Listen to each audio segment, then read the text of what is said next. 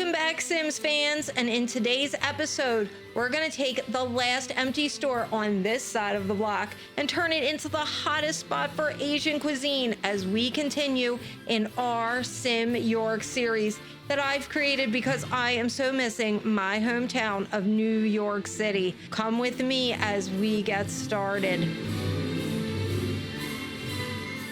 For those of you new to the series, we built our New York City in a basic downtown.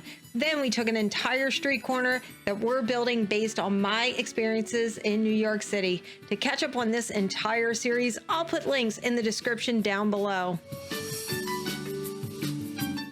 We're going to be talking about this speed build, what custom content I used and where you can get it, what inspired the build, maybe a little bit about our Sims that are living in Sim York, and never in any particular order because the sharks just are swimming like a feeding frenzy in my brain. I love the ploppable food stalls we get in The Sims 2. I believe we got them in Vacations. I knew from the get-go I was going to do a Chinese food restaurant here in this little shop. I'm going to have a restaurant, a regular restaurant somewhere else on this premises. You'll have to wait till later to see. There's also some Asian theme items that came along with Vacation, but you know me, I need more custom content. I was able to find somebody who had converted the entire Snowy Escape expansion pack from Sims 4 to Sims 2. I believe you say his name is TONY-VEIS. I will link that in the description down below. So if you want to add these items to your game, you can. And then I sat and struggled with the bathrooms. I don't believe I ever got them quite right.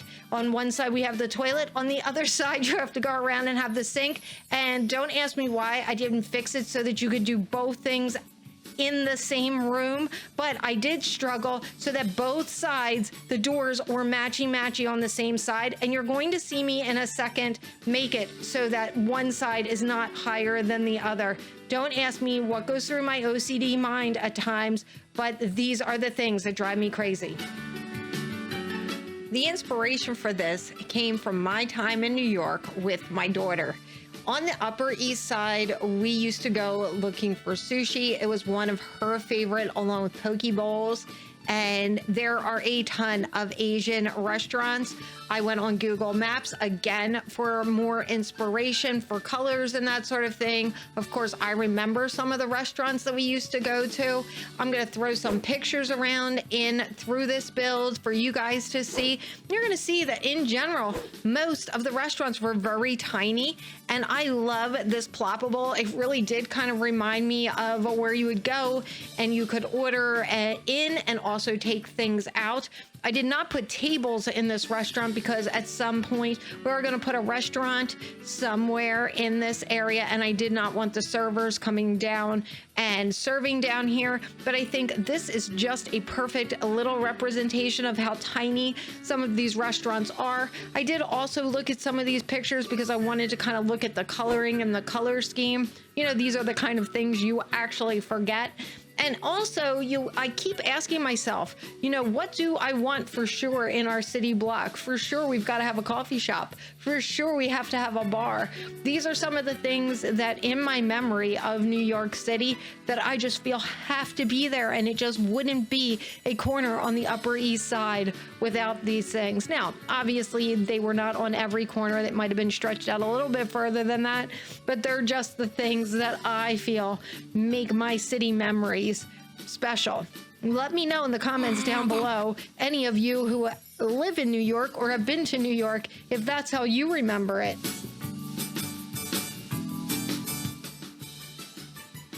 As I pull your attention back to the build, at this point I figured out the signature color for this shop is going to be red, and you're going to see me add pops of red to signage, to a couple of things that I put around, and even the lighting. I feel it's like the little things that really pull a build together. At the beginning of this build, I always throw move objects on. I mentioned that once before. My game is very unstable, and especially with a big build like this, I am going to get crashing and pink soup, but always I can use that move objects on. I like to be that builder that anybody with some building experience can follow, so I don't use a lot of super fancy tricks going on here. I may, however, start experimenting with the lot adjuster.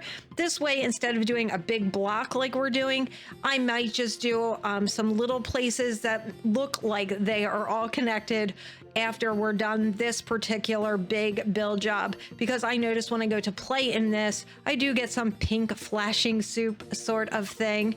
Anyway, let me know in the comments down below what you think of doing something like that. This particular build here, I do get a lot, like I mentioned, of instability. What I might do is, once it's all done, is actually taking a copy of this, getting rid of everything inside and uploading the shell for you guys, and maybe we'll do the city shell challenge. Let me know what you think of that.